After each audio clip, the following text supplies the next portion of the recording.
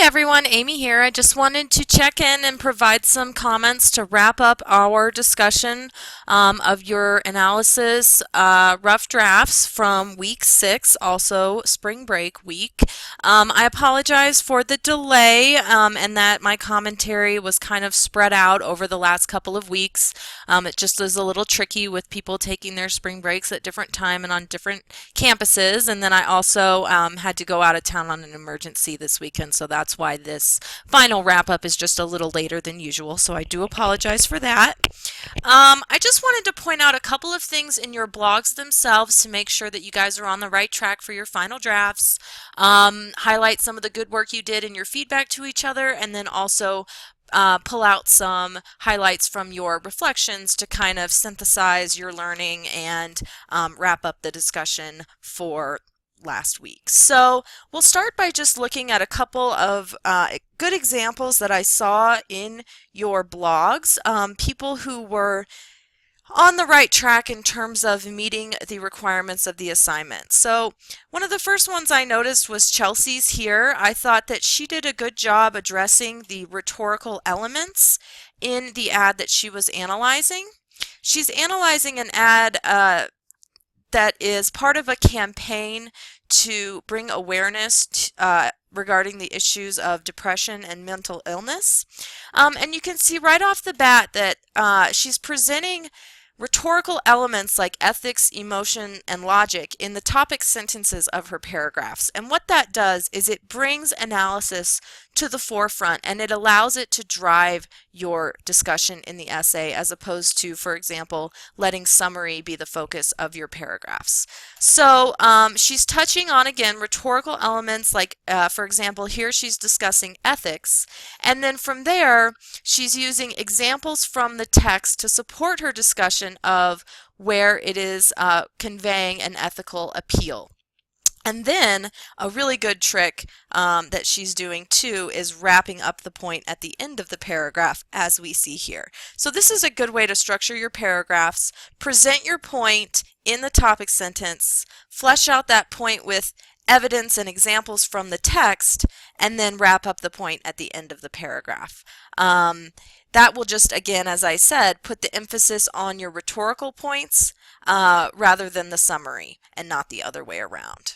We see that again here in the next couple of paragraphs with emotional appeals, and then this paragraph is discussing logic, although maybe this is the one case where that connection could be just a little more direct and clear.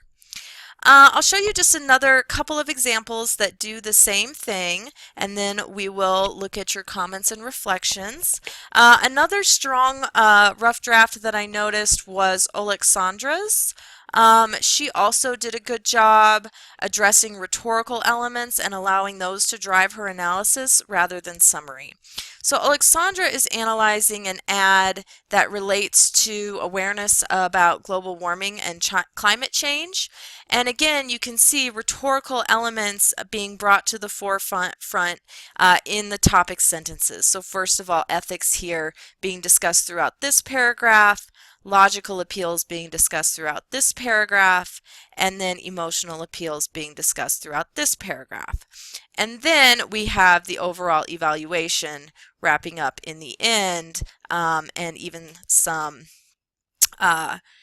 intersection with the supplementary source there.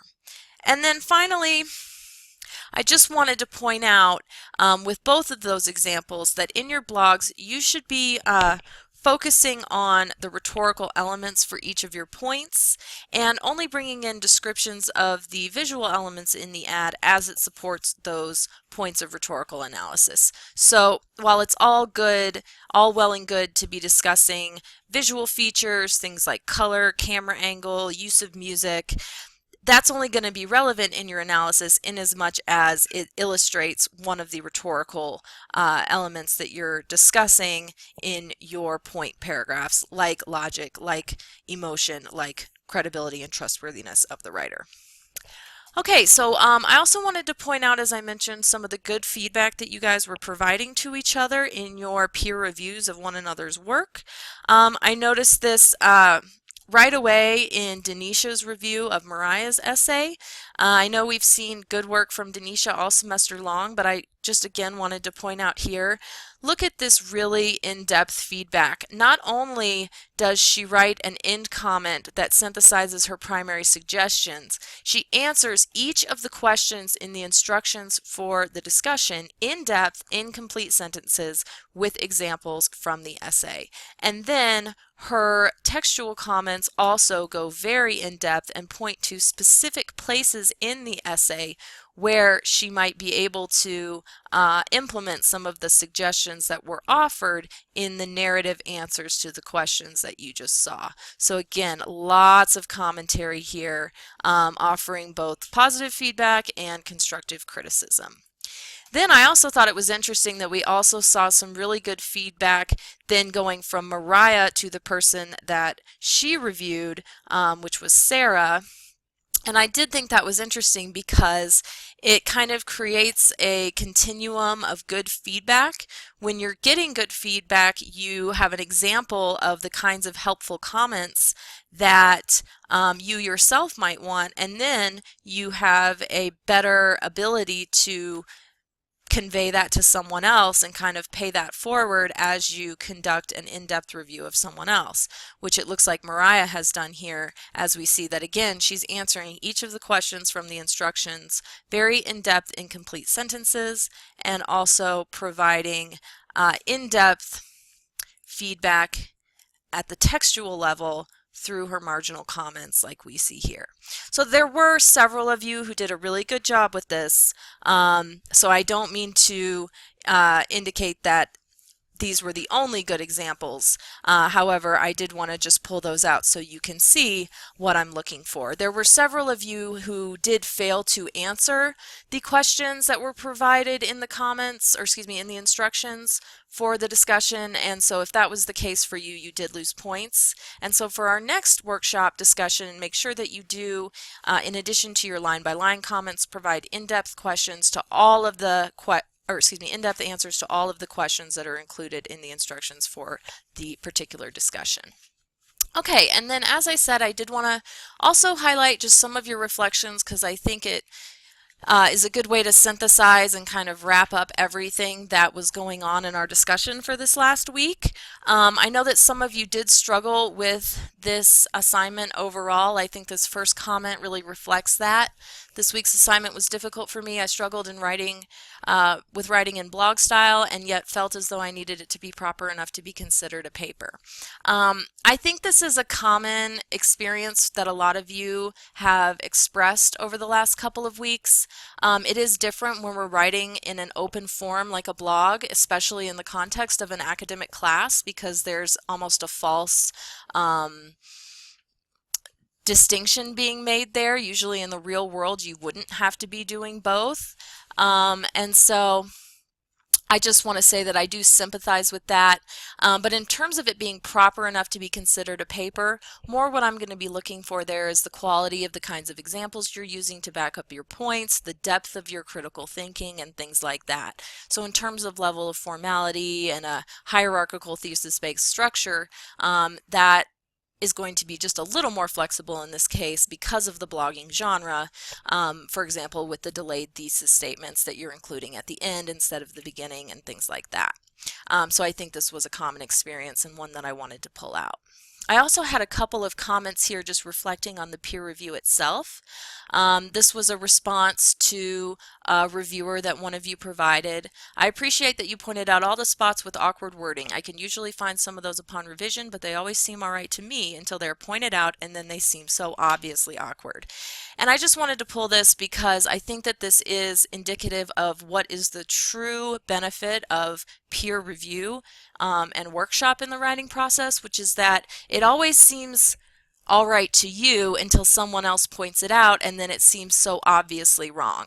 This was an experience I had a lot in grad school, and I know that sometimes you think it's fine, and then when someone says, well, it's not fine, it just suddenly seems like, duh, why didn't I realize that in the first place? But that's why we do peer review, is because we need that perspective of someone else, because of course it all makes sense in our heads. We're the writers. And so to get the reader's perspective is absolutely crucial in achieving your goals as a writer, and I think that's what's really clear from this statement. I also thought this was an insightful comment here. I think the most difficult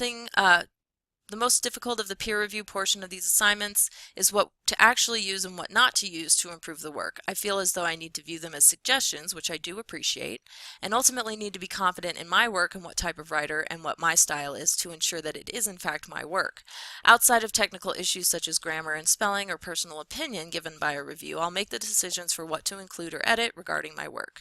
Providing the review, I feel a lot of the same as I do receiving them. I'm giving suggestions based on the knowledge that I have gained in this class, in the hopes that I can help improve another's work. So I thought this was insightful first because it just shows that yes, you do need to be discerning in how you are taking feedback from each other and what you're implementing into your revisions. However, I thought it really went into deep insight with this last comment where this writer flips it around and says, but I feel the same way when I'm giving someone a review. I don't expect them to take all my suggestions, but rather to just offer them as a help, and they can pick and choose what they like. And so that's a good insight, I think, because it shows that we're not just providing these things because we think we're right. We're providing these comments and feedback because we just want to help. And as readers, we have that unique perspective that I mentioned before. And so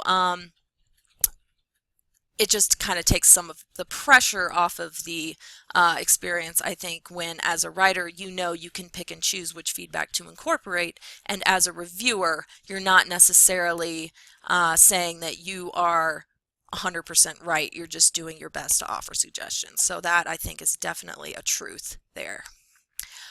This was a good point made here by someone who did not receive a review.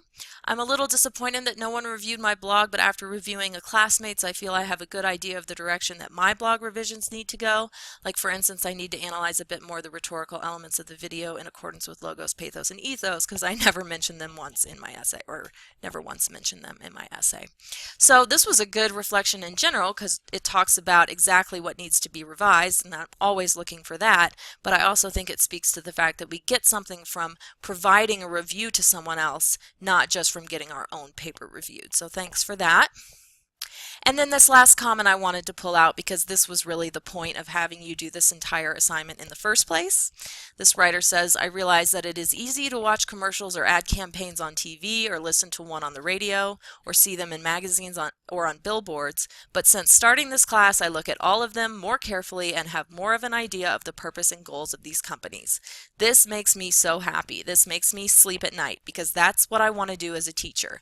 I want you to take my class and start to think more carefully and critically about the purpose and goals of the writers who are behind the text that you read and that are geared to you as the target audience. So please do keep these critical thinking strategies in mind even as we move forward with the rest of the semester and in your future academic, professional, and personal lives. All right, guys, well, thanks for your hard work over spring break. Thanks for being flexible with me as I've been a little bit out of touch lately. And for those of you who did not receive any review, I will be getting you my own feedback as soon as possible. And good luck with your discussions for this week and as we move into our final unit of the semester. Thank you.